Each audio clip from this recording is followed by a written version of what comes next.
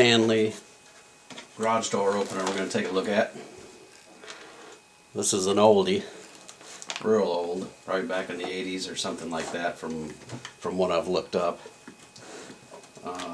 This one here, minus the circuit board in there, worked at one time, but it's broke. There was another one of these in the garage of the house that I'm renting, and it died. And fortunately, the circuit board in this one was exactly like that one. So I took the good working circuit board out of this one and put it into the other one so I could use that garage door opener and have it open and close the garage. So this one here has a bad circuit board in it, and it has a broken gear assembly housing. So this one's pretty much junk. But this one did turn on and work with that other circuit board in it. So I can use the motor in here to try to troubleshoot the bad circuit board that's in here now. So I'm going to do that and see if we can get the circuit board working to have it for a spare for if the other one ever breaks again. So this is what we got, just your basic garage door opener. Right here, over in this area, you can see this is supposed to be covered with plastic, but the housing broke, and I'm assuming that's why this one was taken out of service. Well, the circuit board that was in here worked fine with it broke the way it is, but apparently something didn't work when he put it all together. That's why he took it out of service. But the circuit board did run the motor, it spun it and everything, did what it was supposed to. You know, it stopped at both ends with the sensor here that's on here. So I took that circuit board out, put it in the other one like I said. Now this is the bad circuit board from the other garage door opener. I put it in here, it's completely dead. It doesn't do anything. So we're just going to troubleshoot this circuit board here and see if we can figure out why it's not working at all. So right now it doesn't do anything. I can show you that it doesn't do anything.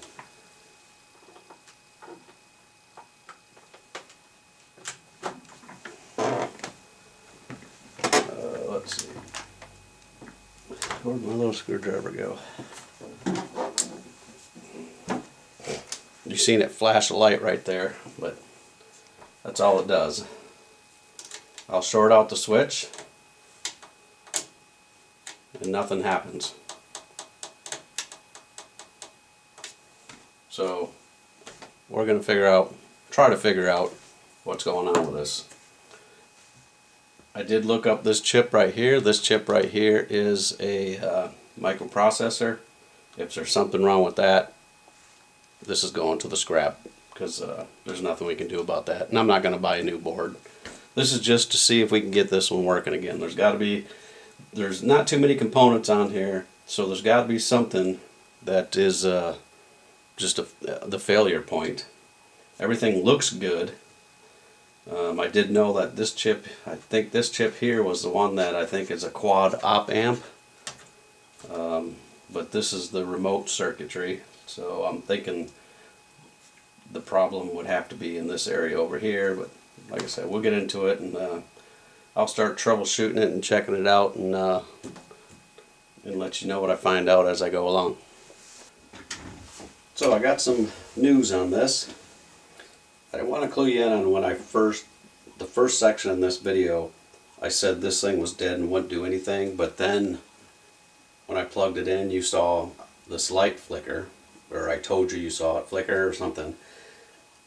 I forgot a long time ago when I had looked at this for a little bit, I actually unsoldered a pin right here on this transistor, which is actually a regulator, and I'll get into that more in a second. And that's why it was able to flicker like that. But with that pin soldered in, it actually doesn't do nothing. It won't even flicker like it did when I turned it on the last time. So that was the reason for that.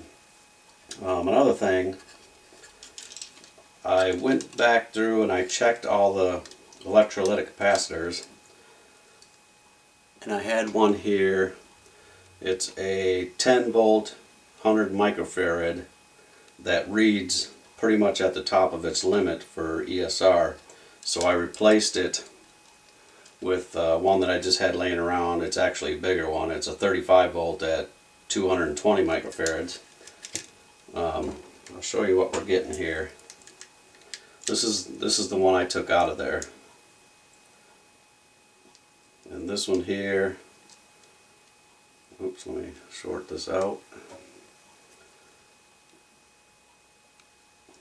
Reads about 0.97.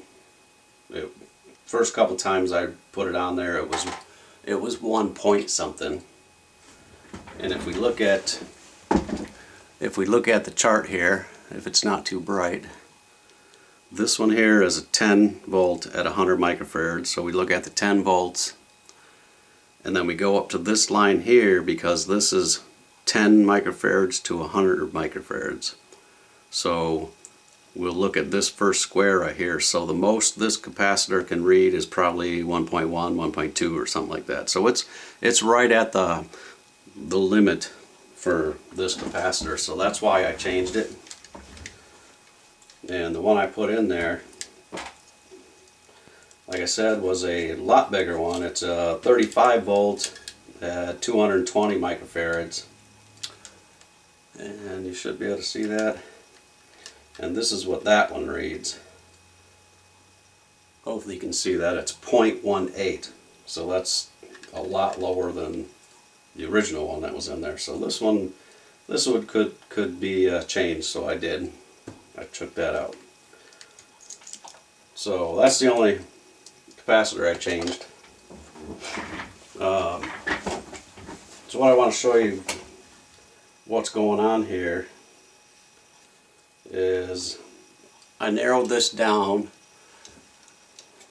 to this component here, which it looks like a regular transistor, but it's actually a regulator. It's a little 3-leg, no external components required regulator, 8 volt regulator. And the only reason I found that out is because I got to the point where I had to start looking up these components to find out exactly what they were, if they were just transistors or they were something else. So I'll show you what led me to that being bad.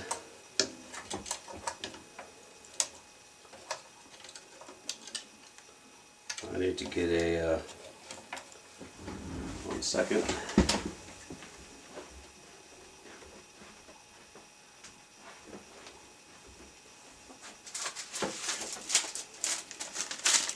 Just going to get a piece of paper to put underneath this so nothing shorts out.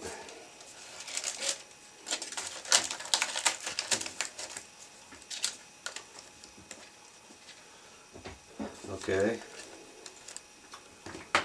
We'll plug this in.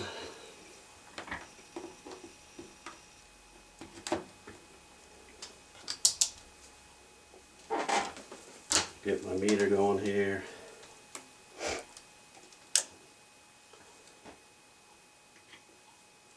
And that flickered because remember that pin is desoldered. So I'm going to clip this ground wire on the DC side of things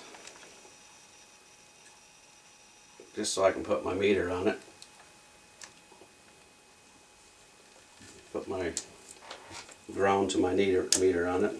So right now it's on the negative side of a capacitor. So, and I'm going to measure the output of this regulator that looks like a transistor. I'm going to measure that, and hopefully you can see it on there.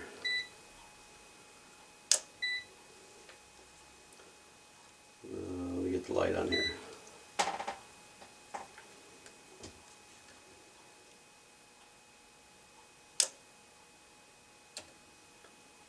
So it's 767 millivolts on just the leg of the regulator. The input to it is 18.59, whatever. That's the input to that regulator. The center is the ground, of course, and then the output is supposed to be 8 volts. And that's just touching the leg of the regulator. It's not in circuit or anything. So you can see it's not even outputting an 8 volts, which it should be. Okay. So, stumbling around looking at that kind of stuff, that's where I found out that wasn't getting the 8 volts, and that started me questioning that component. So I talked to my uncle and see if he had one of those, because I don't have one. And he ended up having one, but it's a 220 package instead of a TO92 package. The original part that's in there is a 78L08 regulator. We're just going to throw this one in there, which is an MC7808. So it's still 8 volts no matter what. This one's just a lot bigger. So that's what we're going to put in there to replace it. I did get this to work with this in here because I fed my own 8 volts to that output pin. That's what I did to finally put it in stone that that was the problem with this thing here. And I want to show you that. So what I'm going to do is I'm going to solder a little leg to that thing.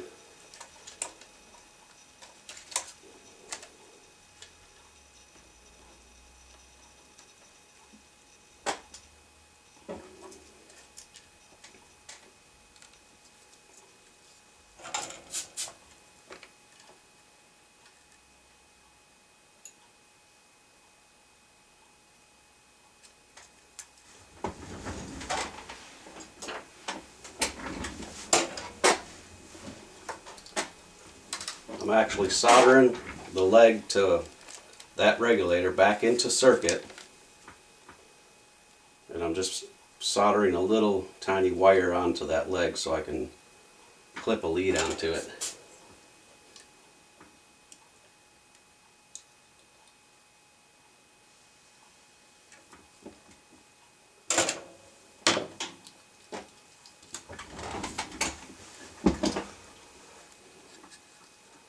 Okay, so I just have this wire connected to the output of that regulator that wasn't putting out 8 volts. So now it's soldered in, and I have a power supply sitting here. I got it set to 8 volts. I'm going to clip 8 volts onto here and pretend that this transistor, this regulator is working, and we'll see that this should work fine.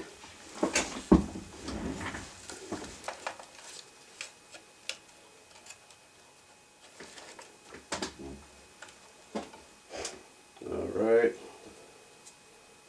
I'm going to connect my power supply lead up there.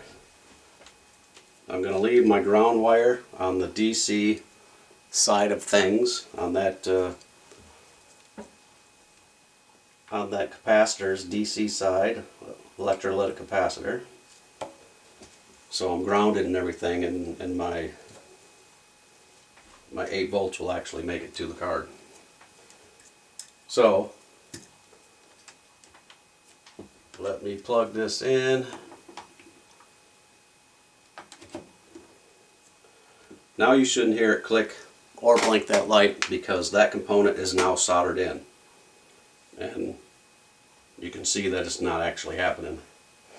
So if I was to short out the, the switch that actually makes the garage door go up and down. we can see nothing happens. Now I'm going to turn my 8-volt power supply on.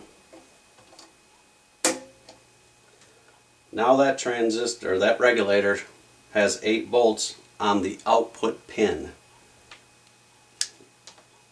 You can see the light came on. Hopefully you can see that.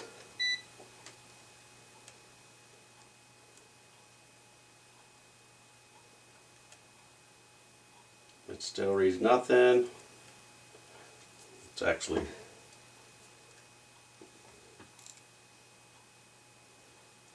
whoops. Let me my brain fart here, measuring with the negative. Don't even have the positive probe in my hand.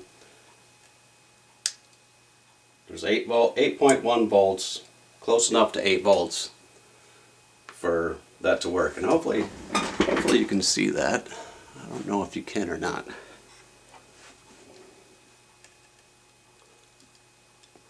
That's 8 volts. That's feeding the output of that regulator from this power supply. So now this circuit thinks that everything's working fine. So I'm going to hit this switch and the motor should start moving until I hit the switch again. Or actually, I will do it this way. I'll actually hit the switch when the garage door goes up. This little switch right here is hit to shut it, to stop it. Let's say it went to the end of the run. And then I'll hit it the other way, just to kind of go back and forth to show you that both directions work. So let me short this out. It's moving one way or the other, up or down, I'm not sure right now. I'll hit this.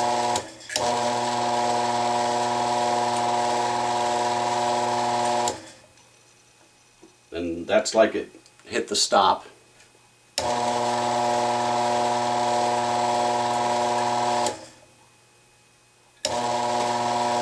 Okay, so that's at the stop. So now when I hit the button again, let's say this is the garage door's open. Now I'm going to close the garage door, so I'm going to hit my switch again and it's going to move the other way. So now it'll stop when it hits the down direction all the way.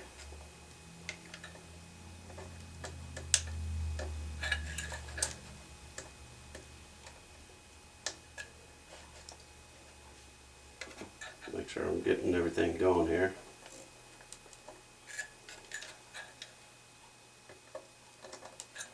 Something must have fell off.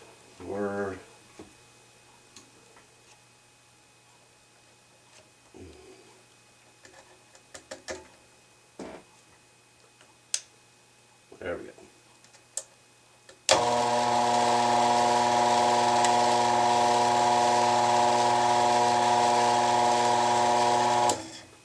Hits that one. I'll hit the button again.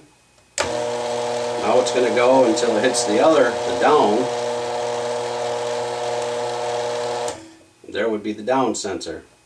So now when I hit it to let the garage door go back up, it goes up.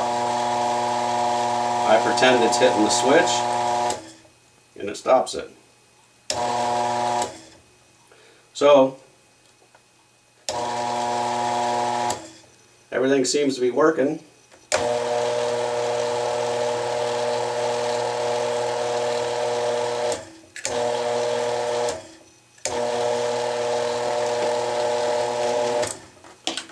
So everything seems to be working the proper way. So it looks like that's what told me that regulator was bad. So that's where we're going to put this regulator in there, and hopefully it works the same way as that one does.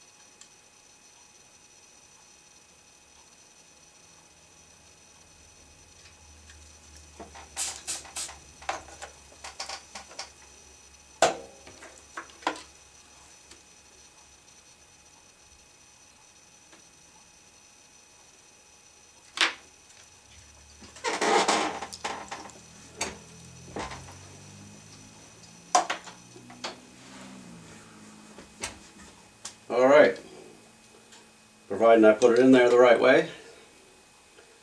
We had the input on this side, the output on this side. The ground is in the center, of course, and now this is the ground.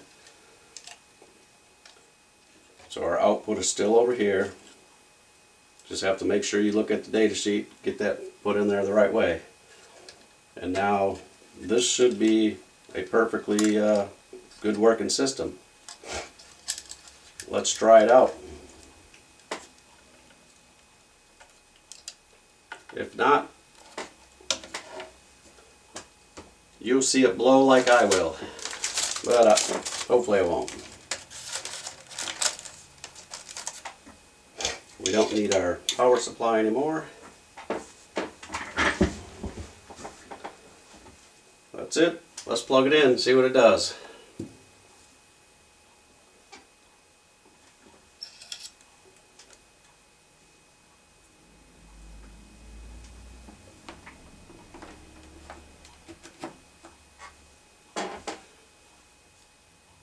We're plugged in.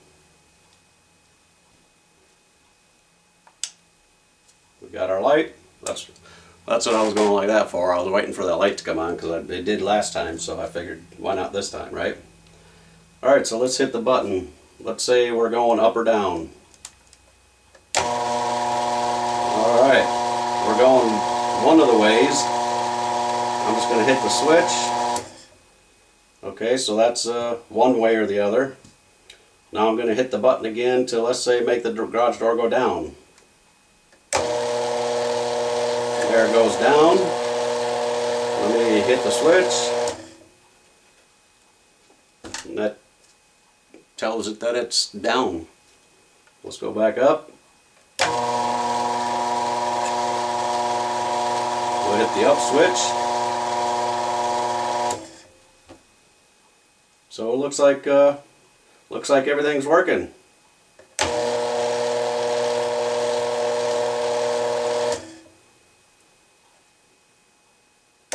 I let it go, of course, and it's still trying to find the switch if I let it go, so that's why I have to hold it like that, so it thinks that it's closed or opened all the way. Now I don't have to hold that in there when I hit the switch because it's on its way traveling to the location. So